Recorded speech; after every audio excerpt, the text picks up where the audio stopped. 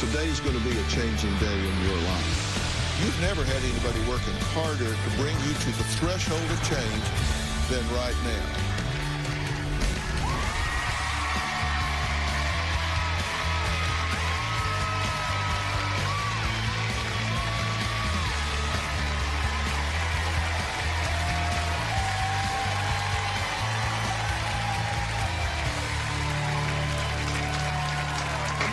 Today drove 2,000 miles to meet me in a desperate bid to clear his name. He claims he is a victim of a witch hunt which has ruined his career, forced him into hiding, and made him a figure in the news. Now, I've been doing this for a long time, but when I saw the list of allegations against this man, I soon realized that this is not going to be a typical episode.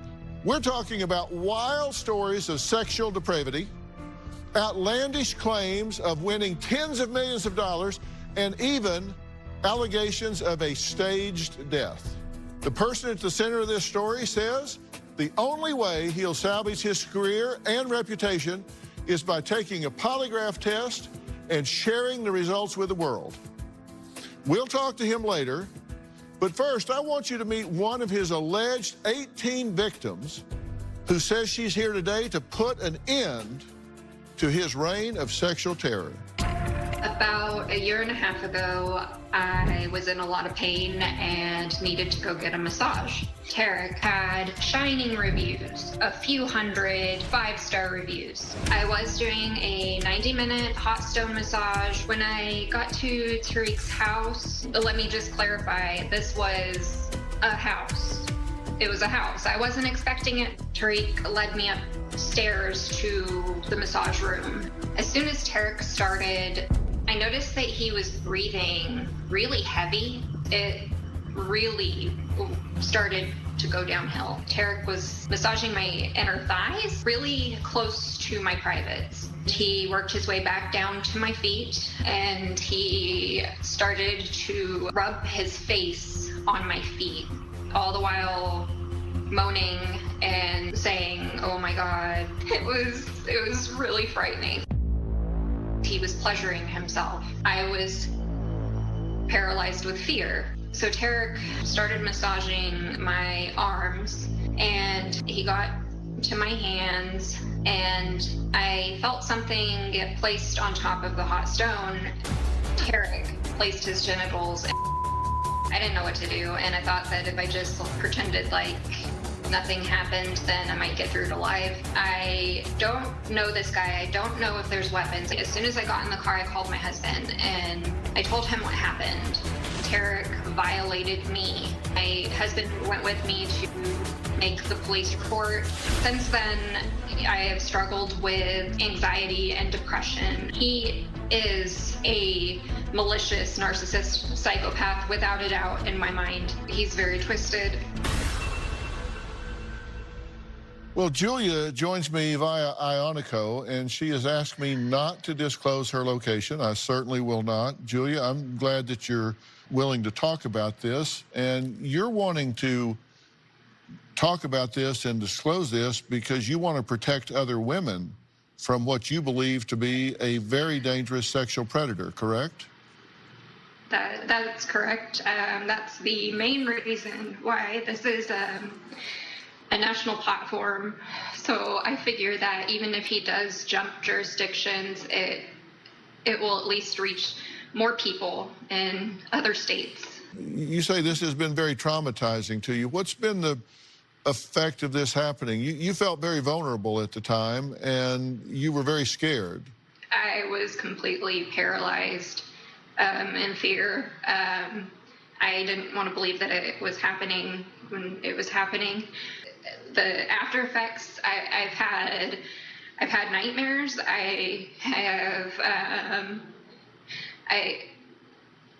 It took a really long time for his massage license to be revoked.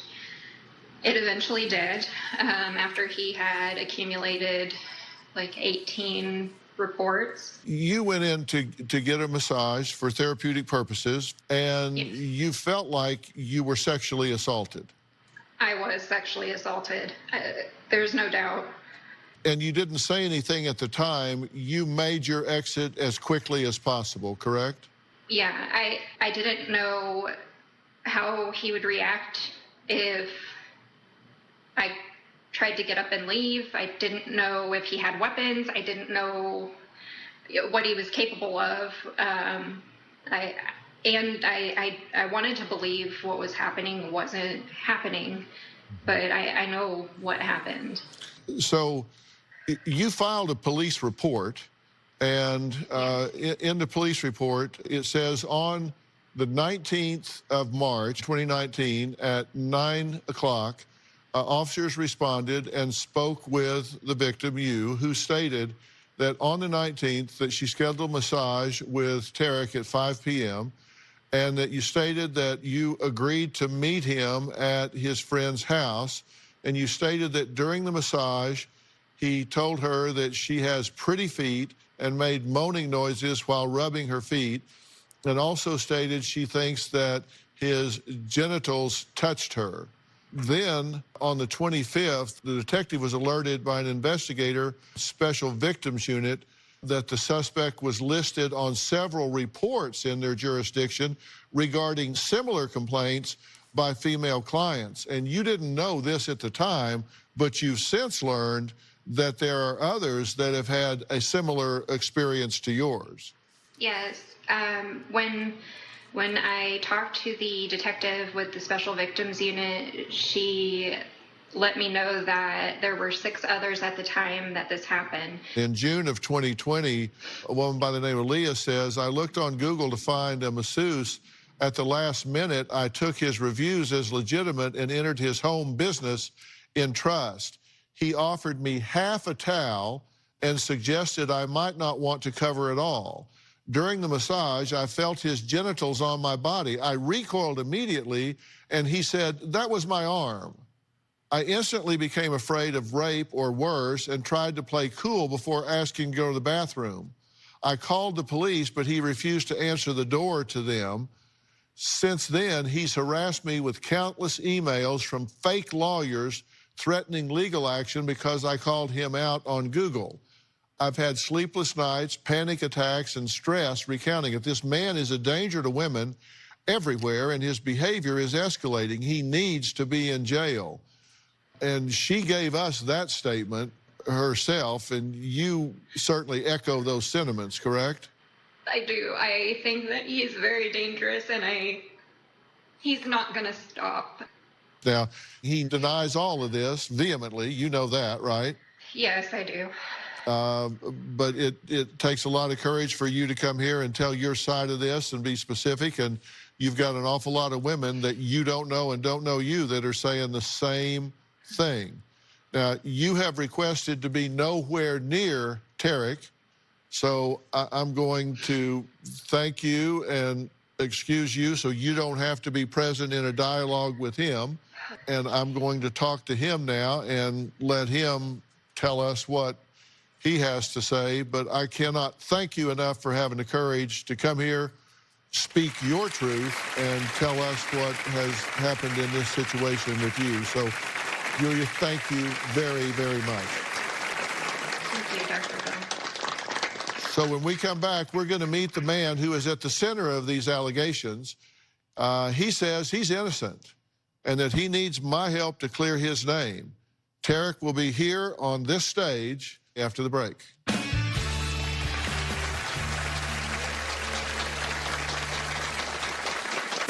Julia said Tarek rubbed his face on her feet and placed his male genitalia. And that is not true at all. The Tennessee Department of Health unanimously voted to revoke my license. No one cares to have sympathy for me. And later, you're either lying then or you're lying now. Which of them's true? I personally did not send it. I had someone else send it. Okay, well, I don't know which of the lies to believe. So here I am starting my trip officially. Yes, that's a mask. You're going to see a lot of it. Happy, sad, nervous, scared, everything about being on Dr. Phil. We're in Russellville, Arkansas. I'm feeling lucky. I want to buy a lotto ticket. This is going to win me $22 million, okay? And I'll be on Dr. Phil again when I become, like, cursed by the lottery. I had a lot of time to think about all these crazy accusations against me. These women have tried to tarnish my name. What I really want to prove to Dr. Phil through a polygraph exam is that all these women are mistaken and that I am a professional massage therapist. We have finally made it to LA. It's almost 5 a.m., so I'm gonna go straight to bed. I feel once I explain what happened, how the misunderstandings happened to Dr. Phil, he will clearly understand where I'm coming from. Well, massage therapist Tarek wrote to me asking for my help to clear his name after a number of women accused him of sexual misconduct during paid massages, resulting in his license being revoked. As we just saw, he's so desperate to clear his name that he spent the last 3 days in a car driving 2,000 miles to be here today to proclaim his innocence, answer these allegations, and tell his side of the story. Now, Tarek says the women accusing him of being sexually inappropriate, sexually assaulting them during massages, are what he says mistaken. And he knows that he can pass a polygraph to prove it. Here's what he has to say. I have been a massage therapist for about 5.5 years. My business has been very successful. In 2019 alone, I gave 1,163 massages. Julie was a client I had 1.5 years ago. Julia received your standard 60-minute Swedish massage. Julia said Tarek rubbed his face on her feet and placed his male genitalia. And that is not true at all. Julia's allegation regarding my genitalia touching her is completely false. It not only upset me, it made me a little bit angry that Julia came up with this allegation. I think she just wanted attention. Another time, one of the female clients I had, part of her concern was that I had my shirt off. Since like 95% of my clients are gay men who couldn't care less, and so I don't sweat or get exhausted, I feel more comfortable massaging with my shirt off. It's not a violation of the 33-page Tennessee Massage Code of Ethics to have your shirt off. Supposedly, the news reported that a total of 18 women, most of which were not clients, just women I met in my personal life, made complaints about feeling uncomfortable with me. I am aware of at least 9 of the supposedly 18 complaints. As far as the other half, I don't know who they are. We asked you about a massage therapist whose license was revoked after 15 women accused him of inappropriate sexual behavior. Law enforcement is already very familiar with the individual in question. About a month ago, the Tennessee Department of Health unanimously voted to revoke my license. I've lost the biggest source of income that I have. No one cares to have sympathy for me. I want to keep my record clean, and I'm fighting now to do that. Well, Tarek, welcome. Thank you. I know that you've come here to, in your terms, clear your name and regain your livelihood, your right to return to what you're doing. And I guess what I want to do is maybe redefine the term clearing your name, because I want you to approach this by being really open-minded and approach this maybe with a fresh perspective of deciding that the quickest way from where you are to where you want to be may not be in a straight line and may not be at the most feverish pace. Everybody makes mistakes. Everybody looks at things differently. You may have been misunderstood in some ways. You may have had a different set of boundaries than other people. I mean, I don't know. You've got an awful lot of women that feel that you crossed boundaries. So I just don't think it's credible for you to say, absolutely none of this happened, zero zip, nada. And I'm really wondering if that's the approach that you want to take here. I understand what you're saying. So I just want you to think about that as we move forward. Yes. I just talked to Julia, and this woman is traumatized. You said you think she did this just for attention. She doesn't strike me as somebody that's looking for attention. She does strike me as somebody that's traumatized.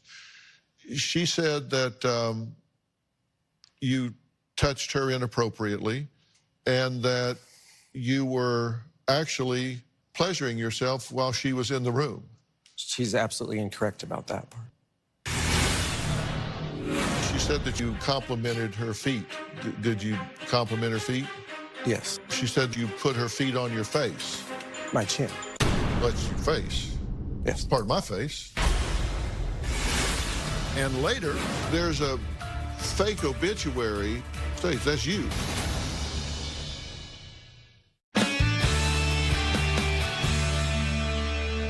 I just talked to Julia. She says that the towel that you used to drape her was sitting in a ball on the floor, and that you were so close with your hands that you were touching her. Are you saying that didn't happen? There was still a boundary. I did not touch her genital area, but upper inner thighs are in the scope of practice of massage therapy. Okay, so, well, you know, thank you for that candor. And she said that you were breathing heavily and making groaning sounds, and that you complimented her feet. Did you compliment her feet? Yes. Yeah, and I thank you for acknowledging that. She said that you put her feet on your face. It wasn't my face, but I remember my chin had touched the bottom of her foot as I flexed her knee and massaged her calf with either arm. Depending upon the height and the position of the table and the client, it's possible that can happen briefly. So your face did touch her feet? My chin. Well, that's your face. Yes. Part of my face, your chin. So your face did touch her feet. Yes. So there is truth in that. And she said that there were things that just really crossed the line in terms of you rubbing against her and your genitals touching her body. I don't know how you work around the table or whatever. Is that possible that happened? Absolutely not. My genitals did not come in any contact with her. I wasn't even exposed, nor did she even Well, I claim didn't to ask you see. if you were exposed. I was just saying, is it possible that there was even a contact, any friction, any rubbing against? There's no possibility that my private parts came in contact with her body, not even accidentally, not even for a split second. Yeah. And how do you know that with such certainty? You said you've given over 1,000 massages during the year. How do you know that at no time during that year did you ever accidentally brush up against someone? I would certainly remember if my private parts came in contact with someone. I would have to have my zipper unzipped. I would have to have my button unbuttoned. I'd have to pull down my shorts, which I never did, any of those things. And those things I would definitely remember. Well, I didn't say that you exposed them. I just said that there was contact.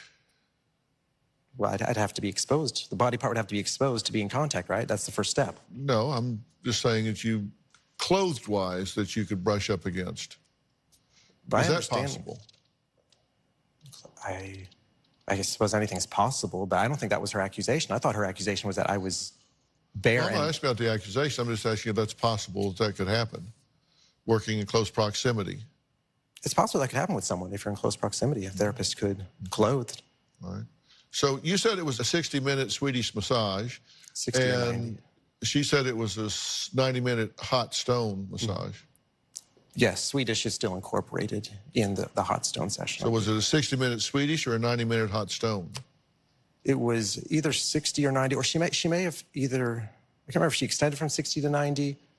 60 and 90 are my most frequent ones. It was over a year ago, so that specific length of time I can't remember. Yeah, well, the reason I'm asking is because she says you put your genital on top of the stone. Oh, so I didn't put my genital on directly on her, but it was on top of the stone. I'm just asking you. That's new to me. That's not what I heard the allegation was. See, that's already new to me. I've not had anyone tell me, Department of Health, cop, her Facebook posts, none of them are saying that I put my private part on a stone.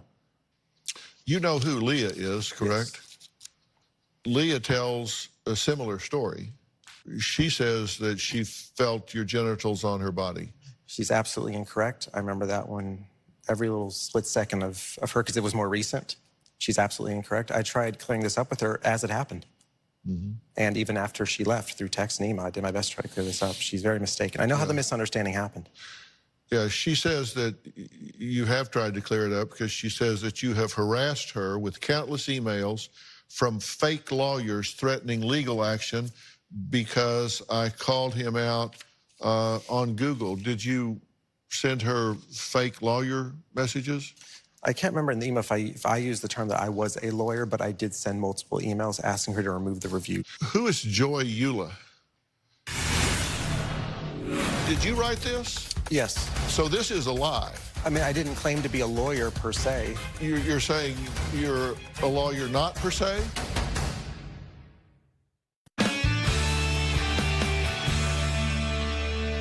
Who is Joy Eula? I don't think that's actually a real name of a person. I just think that's how the email. I'm sorry? I think it's just how the email address is spelled out. What email address? She's received multiple emails from me asking to remove her. Well, who is Joy Eula? I think that's just the name in the email address. What name? I don't have other people's names in my emails. I have my name in my emails. Why would you have Joy Eula's name in your emails? I know someone who has access to multiple email accounts, and I politely asked that person if they could just ask this person to remove her review because it was mistaken. So that person sent multiple. Someone named Joy Eula? I don't think her name is Joy Eula. It's just someone I know that I met online, and we've interacted. So you don't know her name? You know somebody, but you don't know her name? We've only interacted through email, so I don't know exactly what her legal name is. Well, here is a graphic of the alleged legal letter to Leah, and it's from Joy Eula, and it's on July 17th, 2020 at 10:28 p.m. So apparently this legal representative works late into the night on your behalf. Subject, review removal. It's to Leah. We are not here to bully or intimidate you. Communicating to a detective and a police report are irrelevant to review removal. I am a legal representative. We would like to politely request that you remove your review from the Google page. A misunderstanding has occurred in which the lead licensed medical tech had his chin on your palm while he massaged on his knees. You mistakenly thought this was another part of his body. The State Department of Health provides polygraph tests, and the therapist knows that he can pass one. Once it is passed, he could even go as far as to argue unintentional defamation on your part. We have also communicated to the therapist to turn on the air conditioner fan to not be exhausted and not have any part, including arms, chin, even accidentally touch a part of the body. Please confirm when you have removed the review so that we cease contact. We are sorry again you did not have a good experience and wish you well. So, did you write this? Yes. You just used Joy Eula's name. I didn't actually send the email or click send, but I had someone send it. So this is a lie. I mean, I didn't claim to be a lawyer per se, but I understand. Per se. So you're saying you're a lawyer not per se? I just didn't type out the word lawyer. And I'm not claiming to actually be that I'm actually a lawyer. I didn't sign You're saying I am a legal representative. What type of legal representative are you? I was just having the Are you a paralegal. legal assistant? Are you a paralegal? I was trying to get her to think that the person who sent it could be a paralegal. So you lied? I mean, I didn't actually send it directly to her, but yes, I was trying to make her think that this person could be a paralegal. Okay, well, that's not an essay question. You either lied or you didn't. Is this a true statement? I am a legal representative. I'm not a paralegal. I do not practice law. So yes, that is incorrect. Okay, so this is a lie. This is a misrepresentation in this email. And I noticed that the fonts are different color. So do you use this, is this a cut and paste that you use with like the 18 women? Have you sent this to others? I've not sent that email to anyone other than her. Okay. Well, a minute ago you said you didn't send it. You just now said you did send it. I didn't actually click send. I had someone else, a third party, send it. Well, it can't be both. I sent it or I had it sent. You're either lying then or you're lying now. Which of them's true? You had it sent or you sent it? I personally did not send it. I had someone else send it. Okay, well, I don't know which of the lies to believe because you lied in the email and then you told me you didn't send it, then you said you did. No, I mean, I had it. When I said I sent it, I had it sent, as in I had someone else send it, which is You what I've been caused saying. it to be sent. Yes, yes. From someone whose name you don't know. Everything I said, my version of events, is completely correct. And I was doing my best to see if I could get it removed because her review was not true and she made an honest mistake. Okay. And I was desperate to find a way to get it removed. If there was truth to what had happened in the session, I wouldn't have minded, and I understand. Okay, well, this would be a lie, right? We have also communicated to the therapist, that would be you.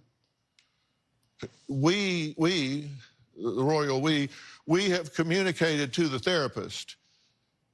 So that's a lie, because there's no we, the we's you. So you've communicated to yourself to turn on the air conditioner. Well, I have. But that's a lie. I mean, you're saying that this is some legal representative who's communicated with you to turn on the air conditioner so you don't get exhausted and fall asleep and accidentally let your body parts fall onto the client.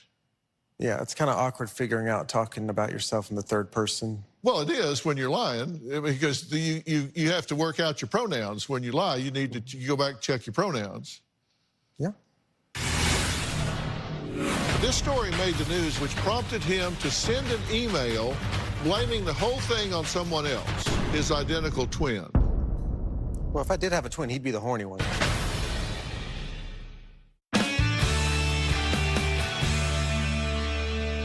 The thing's a fraud, right? Yes, parts of it are not worded 100% accurate. The most important parts and the main focus are completely accurate, and that's kind of what I'm trying to clear up here. Now, I've emailed her directly one-on-one before this, though, trying to resolve this.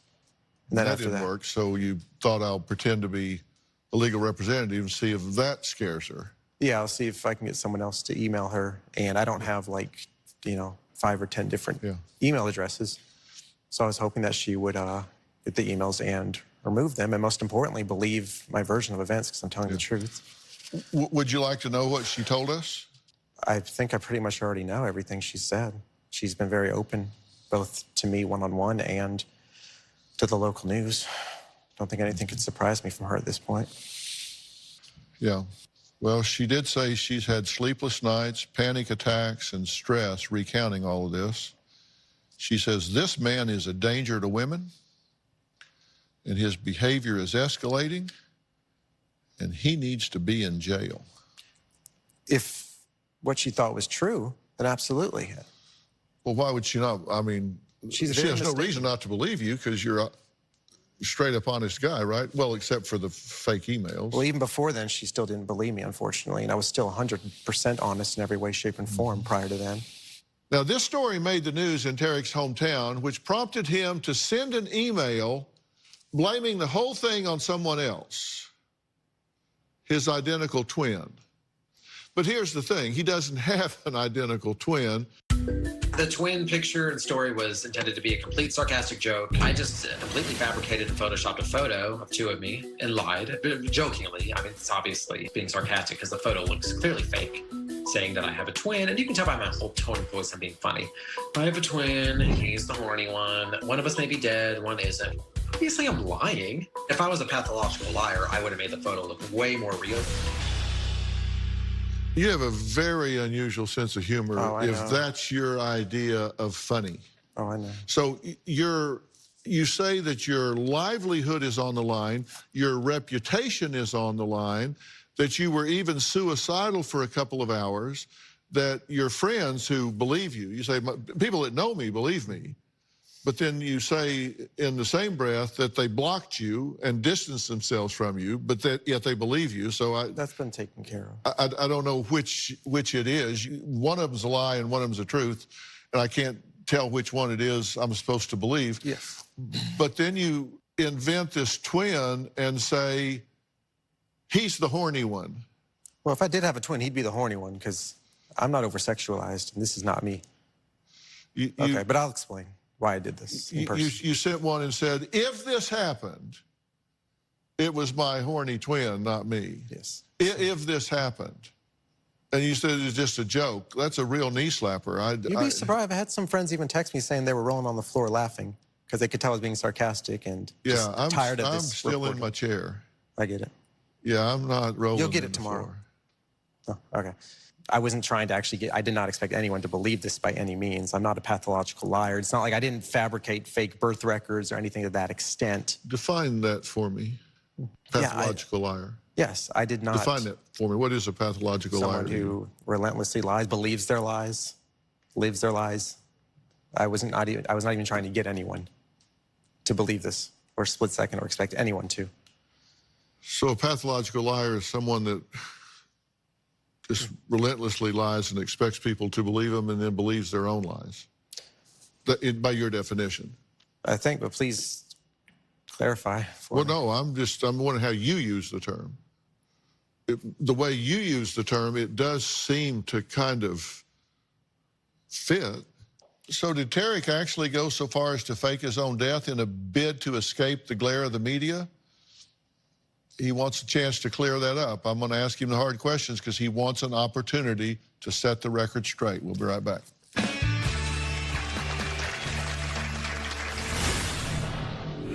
If I wanted to fake my own death, I could have fabricated fake death documents. I did not. How long do you get away with something like that? Hey everyone, season 19 is underway. If you never made it to Hollywood to be a part of the studio audience, well, now it doesn't matter. If you're in Oklahoma, Georgia, Texas, New Jersey, or anywhere else in the world, now you can be a part of our virtual audience. Go to drphil.com and click on Be Part of the Audience.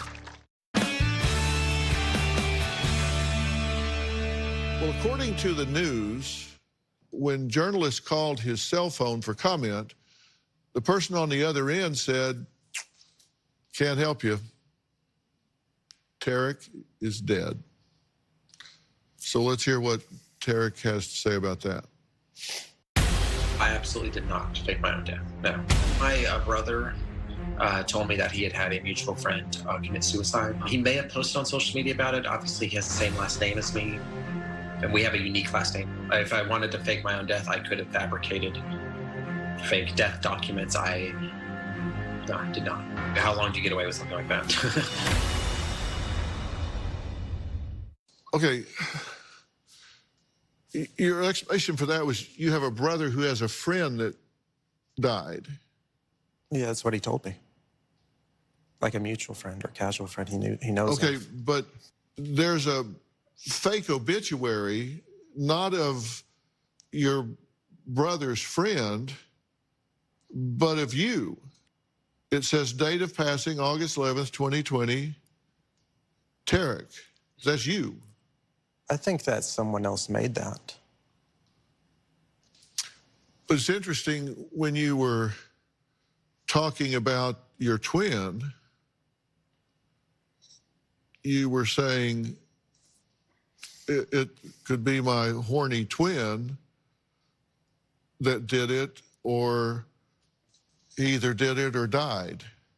So you brought up death the in twin. talking about the twin. The twin was many stories after. This was like, I think, the third or fourth. understand. And then the twin was like the I seventh understand, story. but you brought up the twin and death. And then there's an allegation of a fake obituary and a fake death, and you refer to twin and death at some point. So those words are in your mouth, not someone else's. Well, yeah, the whole twin email, I emailed, and I did acknowledge that. I remember typing that part out, like a couple weeks after this story had occurred. So you did talk about the twin, and you did talk about death. I acknowledged the death weeks after it had initially been brought up in that email. And Another knee slapper? No joke? I was just in that long email, yeah, I just was acknowledging just about every little topic that had been brought up in the news. Just, it's not even entirely to be funny. It's almost like to be sarcastic. But you did have friends rolling in the floor. Thought it was so funny. That's what some of them texted me. Both my friends and my Is this haters. after they unblocked you? Mm-hmm. I shared Tarek's videotape interview with a team of world-class body language and human behavior experts. You can't hide your body language. We're about out of time today, but this story is far from over.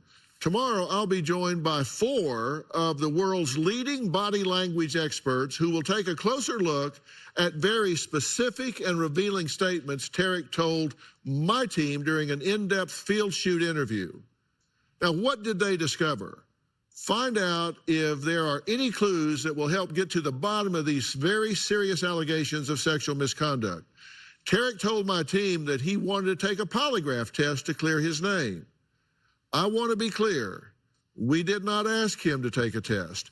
He requested that we find a reputable polygraph examiner to administer a test as he felt only comfortable doing so on the Dr. Phil platform. He didn't want to just go out and take one somewhere else. He said this is the only place he would do it, even though I've said many times polygraph tests are just a tool. They're not perfect. They're controverted. They're not admitted to court. But, well, he took the polygraph test. Did he pass? There's a surprising turn of events you're not going to want to miss. Monday on an all-new Dr. Phil. Why'd you get under the table? The table during a massage? Yeah. A paying client or a woman I met in my personal life? So there's a difference. You ran an ad that clients could be fully nude without a drape, that clients would be allowed to massage you. That is all 100% the scope of practice of the Massage Code of Ethics. Do you seriously expect me to believe what you're saying? Believe which part exactly? And We sent Tarek to take a polygraph test. Did you deliberately touch while performing a massage on Julia? You answered both questions. And your answer was? No. the polygraph results reveal. That's Monday. For more information about today's show, log on to drphil.com. You can follow me on all of my social platforms. You know what they are. And don't forget to subscribe to Robin's podcast, I've Got a Secret, where she and her friends share very personal stories and information never revealed before. No topic, and I mean no topic, is off limits. Stay safe. We'll see you next time.